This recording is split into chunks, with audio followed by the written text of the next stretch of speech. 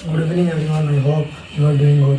तो आज हम कुछ स्पेशल टेस्ट जानेंगे। पहले भी मैंने स्पेशल टेस्ट में 3-4 वीडियो बनाया था, लेकिन अभी हम एक सीरीज़ वाइज एक वीडियो के अंदर कुछ ज़्यादा स्पेशल टेस्ट सीखने की कोशिश करेंगे, क्योंकि स्पेशल टेस्ट एक कंडीशन का हम बहुत अलग अलग स्पेशल टेस्ट भी कर सकते हैं। सब रेकुमेल पेन सिंड्रोम के लिए आप नियर इम्पीचमेंट कर सकते हैं, हॉकिंस कैनेडी टेस्ट कर सकते हैं, फिर आप रॉलिंग के लिए भी वो टेस्ट है हमारे पास। तो बस स्पेशल टेस्ट से हम डायग्नोसिस एक्यूरेटली नहीं बोल सकते, क्योंकि ये हमें एक आइडिया देता है।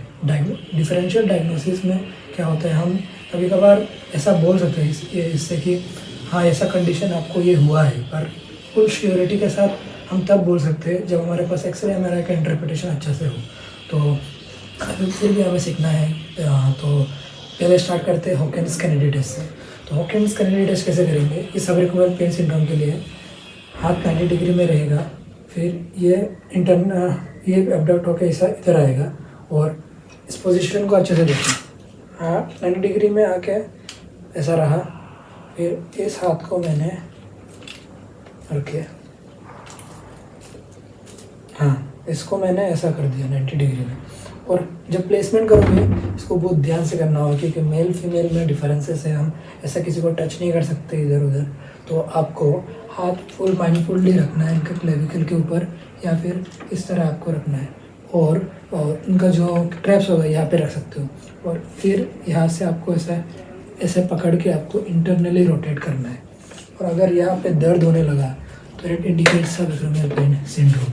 तो अभी एक टेस्ट कर लिया हमने, ऐसा और भी टेस्ट है, मैं आपको सिखाता हूँ। तो अभी जो नेक्स्ट टेस्ट होगा सबरेकुमेल पेन सिंड्रोम को जानने के लिए, दिस इज़ योकोम्स टेस्ट। इसको हम ऐसा करेंगे, ये पेशेंट का हाथ है तो इसको हम इस तरह एब्डक्शन, क्रॉस एब्डक्शन जो बोलते हैं हम, इसे मैं क्या करूँगा, अपना ये हाथ को इस तरह इधर रखूँगा और पेशेंट को बोलूँगा पैसिवली ये हाथ को ऐसे ऊपर उठाने के लिए। और जब वो पेशेंट इस हाथ को ऊपर उठा रहा होगा, यहाँ से रेजिस्टेंस दूंगा, लाइक दैट।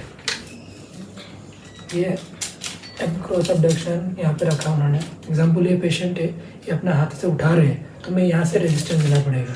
तो अगर उनका स्ट्रेंथ प्रोफाइल अच्छा है शोल्डर का, तो उनको दर्द नहीं होगा, पर बिकॉज ऑफ वीकनेस उन्हें दर्द होगा, और it will indicate a positive test या Coombs test. And next test क्या है देखते हैं।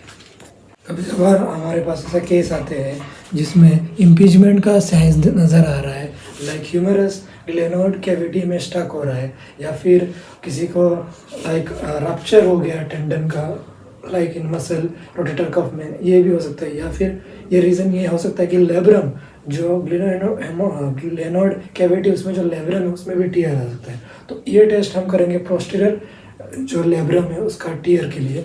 तो ये टेस्ट कुछ ऐसा होगा। आपको क्या करना है, हाथ को एब्डक्शन करके कुछ इस रेंज में ला के रखना है।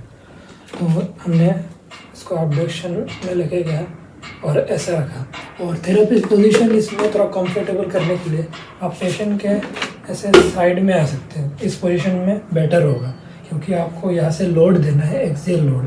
तो उसके पहले आपको यहाँ से स्टेबलाइज करना ज़रूरी है, क्योंकि आप ऐसा पुश करोगे तो ट्रंक रोटेट हो सकता है।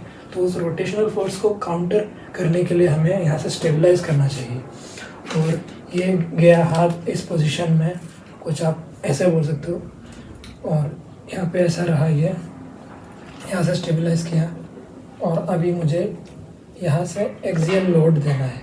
दैट मीन्स मैं अपना जो एल्बो है यहाँ पे ऐसा फोर्स लगा रहा हूँ, और ये जो ग्लेनोड कैविटी है अंदर, तो ऐसा अंदर को पुश हो रहा है ऐसा।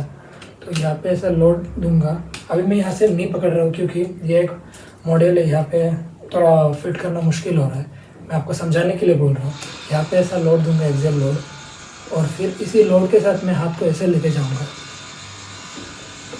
अगर पेशेंट को दिक्कत हुआ, पेन हुआ, तो ये लेब्रम टीयर का एक साइन है।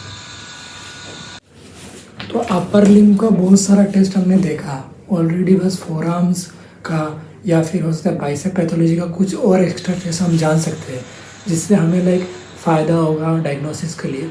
और ये टेस्ट का कुछ स्पेसिफिसिटी और सेंसिटिविटी जो है वो आपको जानना पड़ेगा कि कौन सा टेस्ट ज़्यादा बेटर है। हर टेस्ट ऐसा नहीं है कि बहुत अच्छा है, इससे रिजल्ट एक्यूरेसी आप बहुत अच्छा होगा।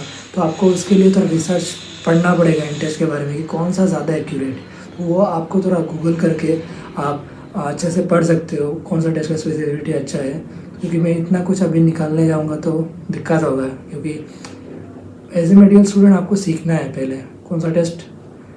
क्योंकि अभी अगर हम हर चीज़ पे इतना वो करने लगेंगे, क्योंकि ड्रॉप एग्जांपल आपको ड्रॉप आर्म टेस्ट से एमटीकेन टेस्ट ये सब करना है, दैट्स गुड, आप कर सकते हो। लेकिन ऐसा नहीं है कि इन टेस्ट से आपको डायग्नोसिस कर लोगे आप, तो उसके लिए आपको और सीखना पड़ेगा। तो अभी अभी हम आते हैं लोअर लिम्ब पे।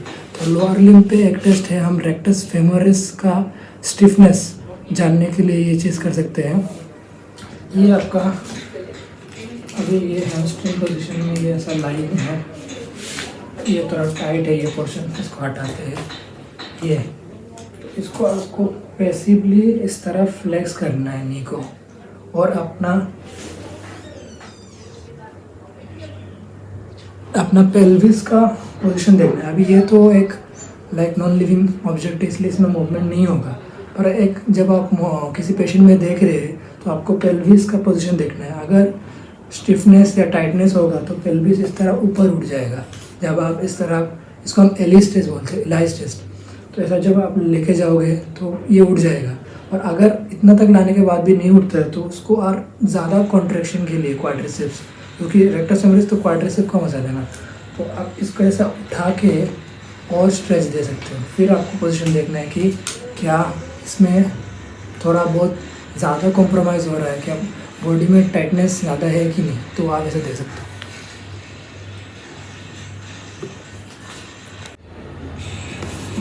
तो अभी जो हम टेस्ट करेंगे उससे हम आईटी बैंड, इलियोटिबियल बैंड का टाइटनेस चेक कर सकते हैं। उसको हम बोलते हैं ओवर्स टेस्ट। तो ओवर्स टेस्ट से हमें आईटी बैंड का टाइटनेस पता कर सकते हैं। तो इसके लिए पेशेंट साइड लाइन में रहेगा, और ये आप इस तरह पेशेंट के जो नी है इसको ऐसा फ्लेक्स कर सकते हो, पैसिवली इस तरह लेके जाओगे फ्लेक्शन रीजन में, और फिर आपको इस तरह एब्डक्ट करके एक्सटेंड कर देना है पैर को। फिर आप इस रेंज से पेशेंट का पैर को ऐसे नीचे लेके जाओगे, और अगर इस रेंज ऑफ मोशन में उन्हें दिक्कत हो या फिर स्टिफनेस ज़्यादा है, लाइक पैर जा रहा है लेकिन बहुत टाइटली आपको इसको लेके जाना पड़ रहा है, या फिर आधा तक जाके रुक गया मिड लाइन तक, तो आप बोल सकते हो कि इसका आईटी बैंड टाइट है।